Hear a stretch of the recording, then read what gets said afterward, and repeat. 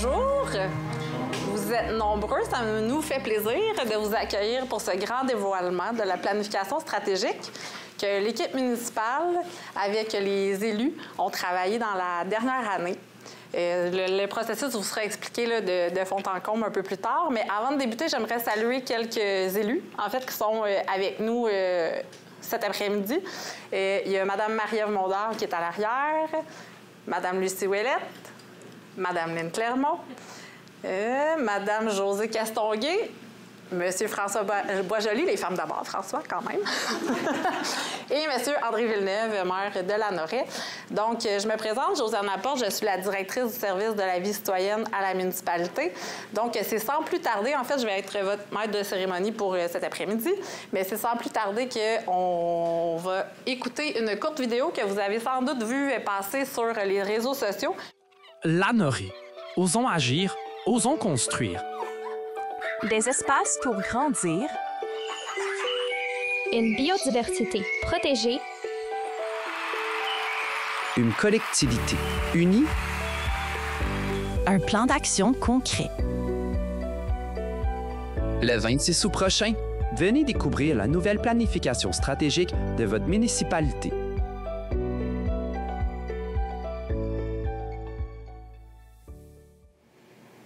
Donc, le court, concis, efficace. Donc, c'est sans plus tarder que je vais laisser la parole à M. Villeneuve pour venir vous expliquer le pourquoi de cette démarche à Lanoraie.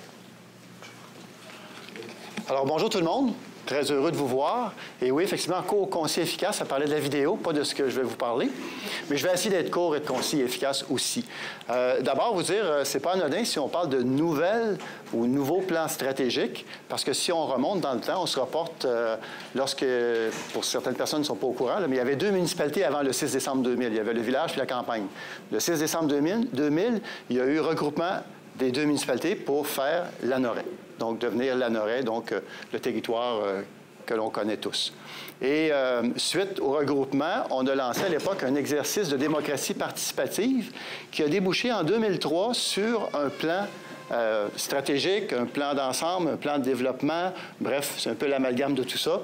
Et c'était le premier plan stratégique. Donc, pourquoi on emploie le mot « nouvelle » nouveaux axes, nouveaux plans, etc., c'est parce qu'il y a eu antérieurement un premier plan en 2003 pour la nouvelle municipalité. A suivi en 2009, donc, un renouveau pour revoir à nouveau le plan stratégique de la municipalité, puis en 2016 et aujourd'hui en 2025. D'une fois à l'autre, les moyens utilisés ont été quelquefois différents. Quelquefois, on a utilisé les mêmes moyens. Par exemple, les sondages ont été utilisés pas mal dans tous les plans qui ont été travaillés. La nouveauté, en 2025, que moi j'ai trouvé extraordinaire, c'est que les gens de la municipalité, les employés municipaux ont été mis à contribution. Et ça, c'est important parce que c'est collectivement que le plan qu'on va vous présenter a été concocté. Tout le monde y a participé d'une certaine façon, soit par sondage ou en émettant des idées qui sont parvenues aux oreilles, soit des employés municipaux, soit des élus. Alors, tout ça est venu faire en sorte que ce qu'on vous livre aujourd'hui, c'est vraiment le fruit d'une année et demie de réflexion, de travail, de collecte de données, d'analyse de sondage, etc. Donc, c'est vraiment l'amalgame de tout ça qui va permettre aujourd'hui de vous présenter le plan d'ensemble que vous avez, dans le fond, concocté tout le monde. Alors voilà, j'en dis pas plus. Je vais laisser la parole, je pense, à Mme Isabelle. Je vous souhaite bonne écoute. Merci, M. Villeneuve. Donc, en fait, là, pour mener à terme ce long processus, ça nous prenait quand même des gens qui étaient expérimentés, qui avaient de l'expertise dans ce type de démarche-là. Donc, la municipalité, sous le processus d'appel d'offres, on a fait ça de façon exemplaire. C'est la firme IC Nova qui a eu le contrat.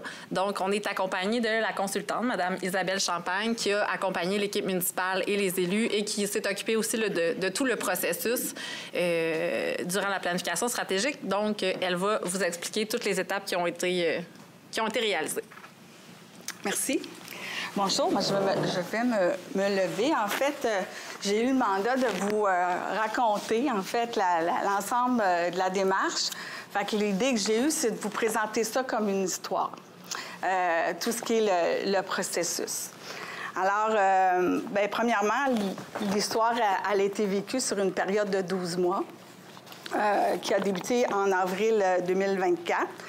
Puis comme chaque bon livre, bien, dans les premières pages, on dédie le processus, on dédie l'histoire à des gens.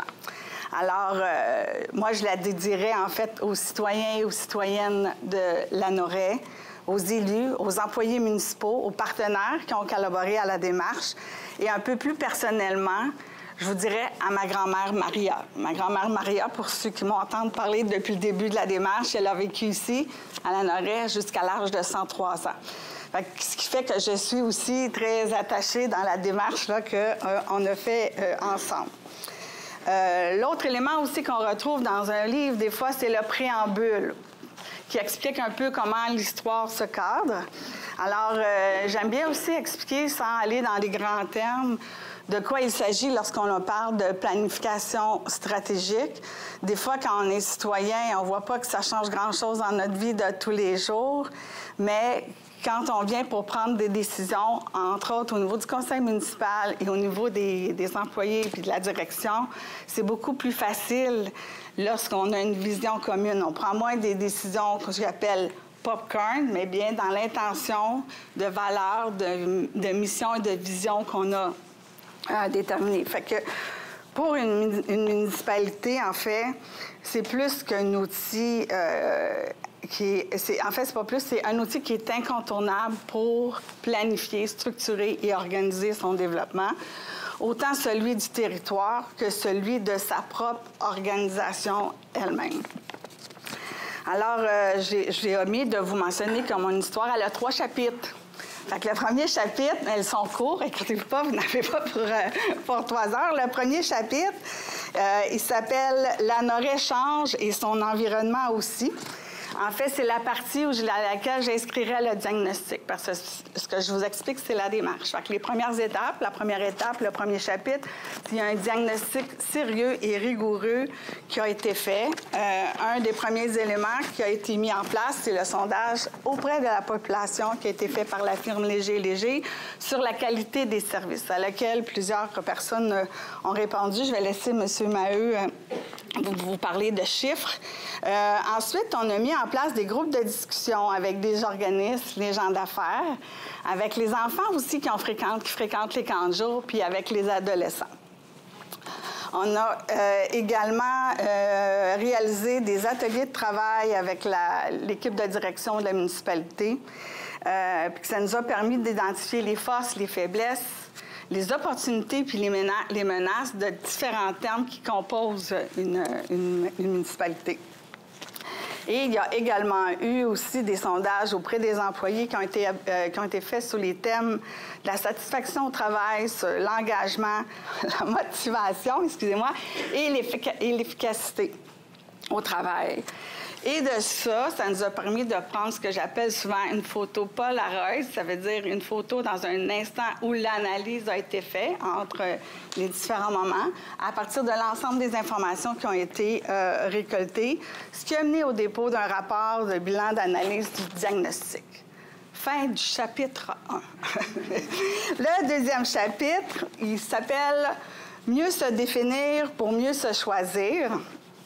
J'ai aussi omis, dans mon premier chapitre, je reviens quelques pages en arrière, qu'il y a également eu une consultation publique qui a eu lieu au mois d'octobre où plusieurs citoyens là, ont participé. Je reconnais entre autres votre visage.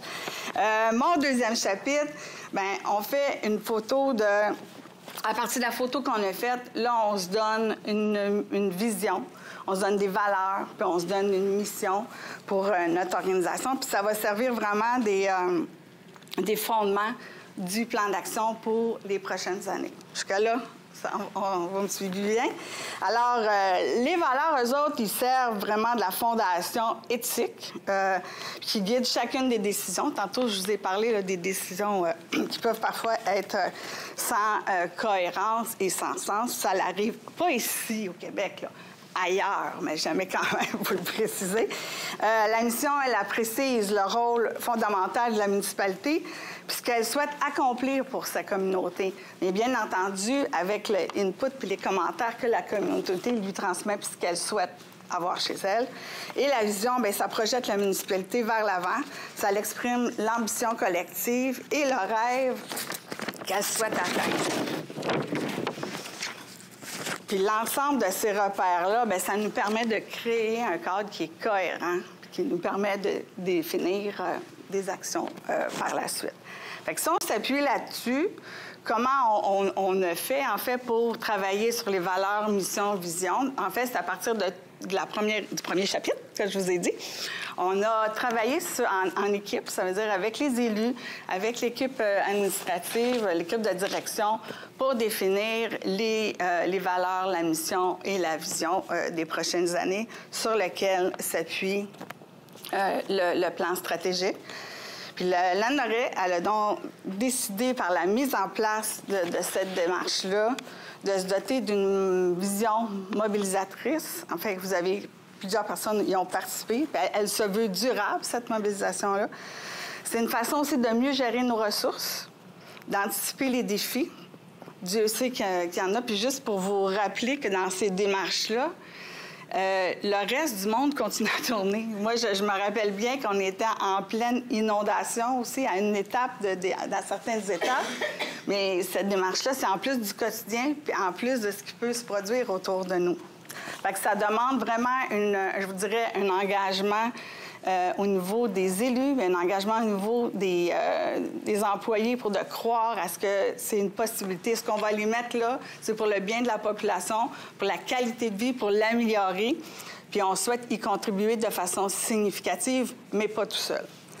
Et le dernier élément, ça favorise aussi l'innovation. Ça assure la transparence et la participation citoyenne. Vous l'avez démontré. La Ville vous a invité tout le long du processus pour vous positionner. Le dernier chapitre, j'achève, c'est le 3. Bien, malheureusement, je ne peux pas vous le dire de quoi il va être construit. Cette partie-là, en fait, c'est à vous, comme citoyen, de l'animer, de l'écrire en collaborant. Puis à l'interne aussi, je parle à l'intérieur de l'organisation, au niveau des employés, des décideurs, des élus, pour agir avec rigueur, puis engagement, puis en se donnant une façon de rendre des comptes à la population par rapport au plan qu'on a mis sur pied. Alors, voilà pour ce qui est de la petite histoire. Moi, j'en profiterai, si Josiane et Marc-André, vous me permettez, de vous remercier, de remercier l'équipe en place de m'avoir permis de vous accompagner dans cette démarche. Et j'ai compris toute votre unicité, en fait. Puis pour ceux qui étaient là lors de la première consultation, j'ai eu le malheur de dire le mauvais nom. Et à chaque fois, ça m'est arrivé en cours en travail d'équipe aussi. Je le savais rapidement.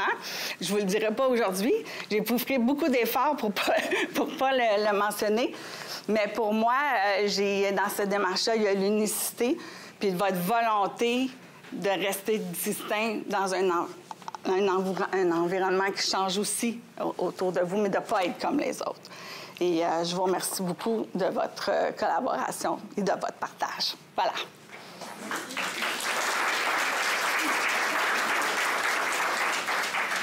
Merci, Isabelle. Donc, maintenant, un coup qu'on connaît le processus, on veut savoir c'est quoi les résultats de toute cette démarche-là, qu'est-ce que ça l'a donné, qu'est-ce qu'on a construit, co-construit avec la communauté, avec les élus, avec l'équipe. Donc, je vais passer la parole à M. Marc-André Maheu, directeur général de la municipalité, qui va vous expliquer les résultats de cette longue démarche-là. Tout d'abord, au niveau des résultats, peut-être dans un premier lieu, parler de la participation. Tout au long de l'exercice, c'est 250 personnes et plus qui ont été consultées et ou qui ont participé à la co-création de la planification stratégique. C'est quand même exceptionnel. Ensuite de ça, vient la mission. La mission, c'est quoi? C'est le rôle central de la municipalité. Nos responsabilités, ça a été défini par les attentes exprimées par les citoyens lors des consultations. Ça vise à assurer une gouvernance cohérente et efficiente. La mission qui a été donnée, ça peut se lire comme suit. Développer un cadre de vie qui favorise le bien-être et la durabilité en s'assurant que les services municipaux répondent aux besoins collectifs tout en posant les bases du LANORE de demain. Ensuite de ça vient la vision. La vision, c'est quoi? La vision, c'est un peu la façon dont on veut remplir notre mission. C'est la couleur qu'on se donne pour se différencier. Bref, c'est l'ambition commune. Ça se lit comme suit. Incarner notre unicité entre le bien-être, la nature et la croissance. Ensuite de ça viennent les valeurs. Les valeurs, ça a été défini suivant les récurrences observées dans les discussions. C'est ce qui nous unit. C'est un énoncé, dans le fond, qui a été développé pour représenter les valeurs de la municipalité qui se lit comme suit. Engagés et solidaires envers notre communauté, rêvons verts, rêvons grands, osons agir, osons construire, ensemble, contribuons à l'épanouissement collectif. Au niveau de la planification stratégique, viennent les orientations. C'est 4 grandes priorités qui vont se traduire par 4 grands axes.